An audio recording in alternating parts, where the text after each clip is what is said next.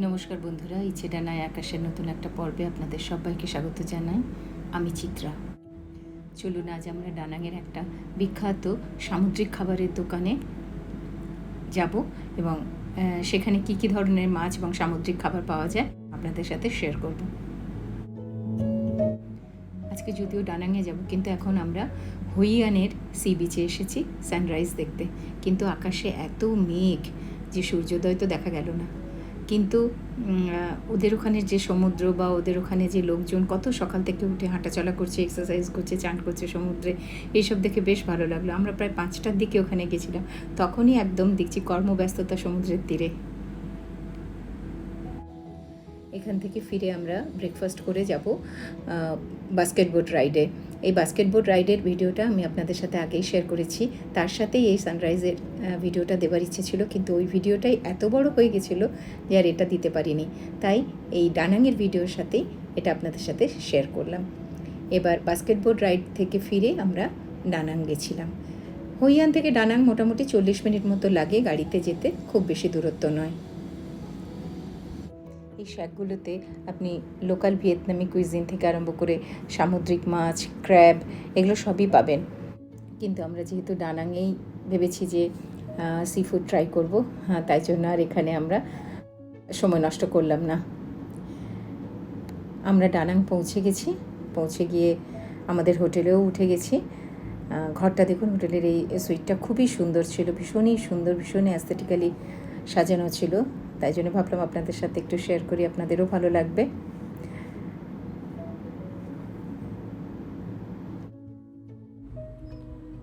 দেখুন ঘরটা কি সুন্দর সাজানো, আর কি সুন্দর বাইরে এখন ঝলমলে রোদ, ঘরের ভেতরেও রোদ আসছে, দেখে কি ভালো লাগছে। একটা সানি একটা ডে। এর আগে যখন আমরা বাস্কেটবোট রাইড করছিলাম তখনও ভিডিওটায় দেখেছেন কি প্রচণ্ড সানি ছিল দিনটা। কোথাও বেড়াতে গিয়ে এরকম বেশ একটা রোদ ঝলমলে দিন হলে কি ভালো লাগে না, ঘোরার মজাটাই যেন আলাদা হয়ে যায়। কিছু ফ্রুটস কেটে রেখেছে এখানে, তারপর চা কফি যা থাকে সেই সমস্ত কিছু আছে, এই আর কি।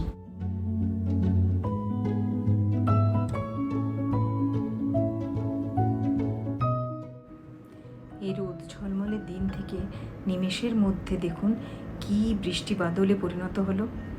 আমরা এসেছি ওপরে ওদের ডাইনিং হলে, সেখানে একটু কফি খেতে এসেছি, আর ভাবলাম যে ওপর থেকে সমুদ্রটা খুব ভালো দেখা যাচ্ছে। আমাদের রুম থেকে খুব একটা ভালো ভিউ আসছিল না, ভাবলাম একটু ছবিও তুলে নিই।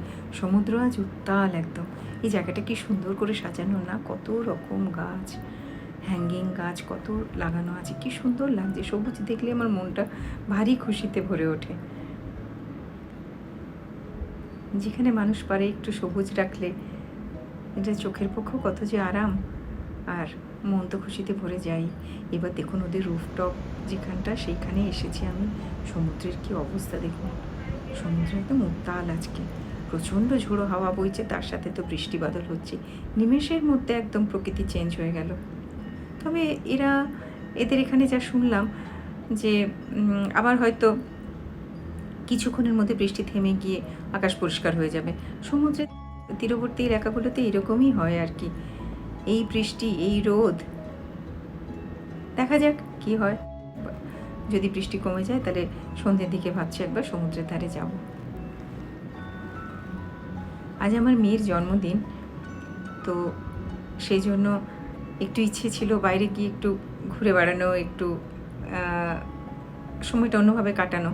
কিন্তু যা ওয়েদারের অবস্থা, কে জানে কখন থাকবে আর কখন বেরোতে পারবো। ডানাংয়ের এই সমুদ্র হচ্ছে সাউথ চায়না সি।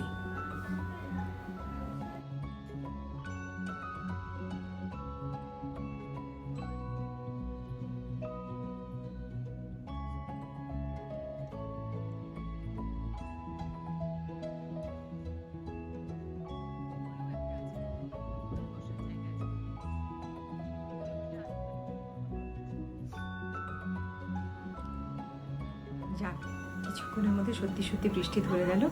আমরা এবার সমুদ্রের ধারে একটু বেরিয়েছি দুই মেয়েকে নিয়ে। দেখুন কি অবস্থা, ছোটো মেয়ের খুব সমুদ্রের জল, মানে সমুদ্রের ধারে যাবার ইচ্ছে, কিন্তু পায়ে জল লাগলেই ওর অস্বস্তি। দুই বোনে মিলে পা ভিজে গেছে। যাই হোক, সমুদ্রের ধারে আসবে আর পা ভেজাবে না তা বললে তো হবে না। কি প্রচণ্ড ঠান্ডা হাওয়া দিচ্ছে না, সারাদিন বৃষ্টি হয়েছে তো, দুপুরের পর থেকে মোটামুটি সন্ধ্যা অব্দি একবারে তুমুল বৃষ্টি হয়েছে। আর ওয়েদারটা এত ঠান্ডা হয়ে গেছে যে রীতিমতো শীত করছিল সমুদ্রের ধারে দাঁড়িয়ে।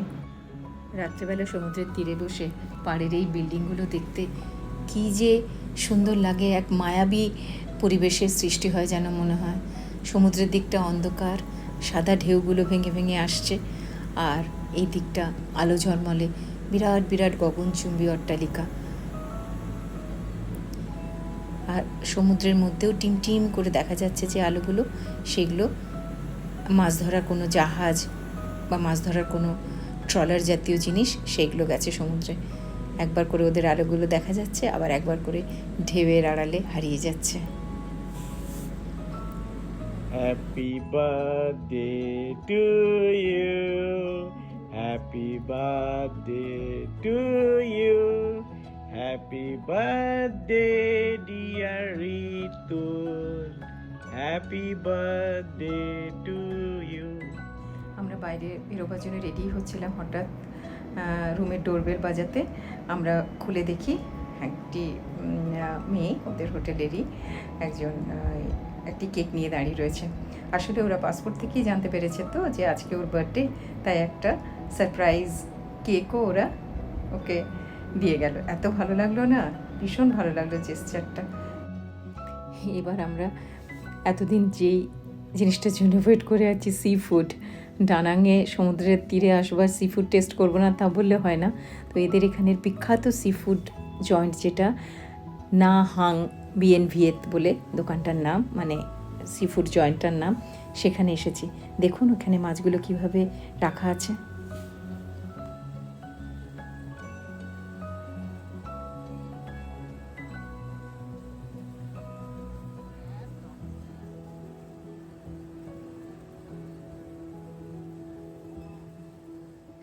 বড় বড় অ্যাকোয়ারিয়ামের মতো ট্যাঙ্কে মাছগুলোকে রাখা আছে, সমুদ্র থেকে ধরে নিয়ে এসে ওদেরকে এখানে এভাবে রাখা হয়েছে। কত ধরনের স্ক্যালপস অ্যান্ড মাসেলস।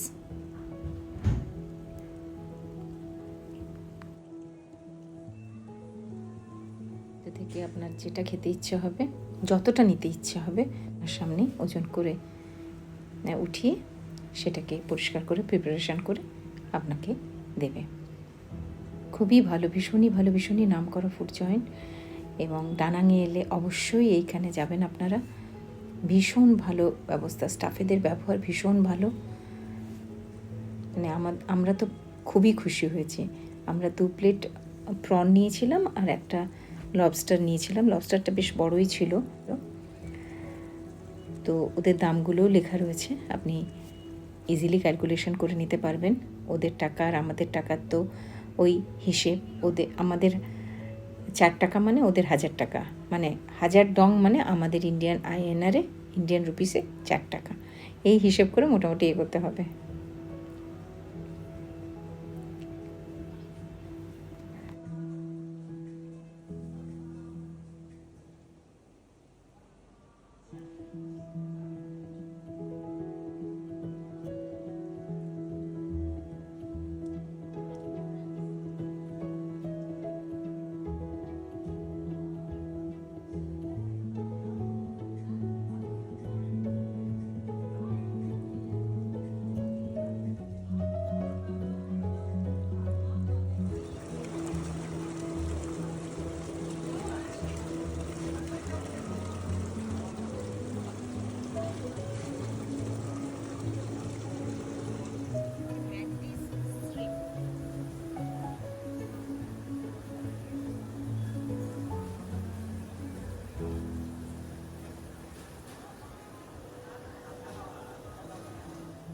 আমাদের খাবারগুলো এসে গেছে।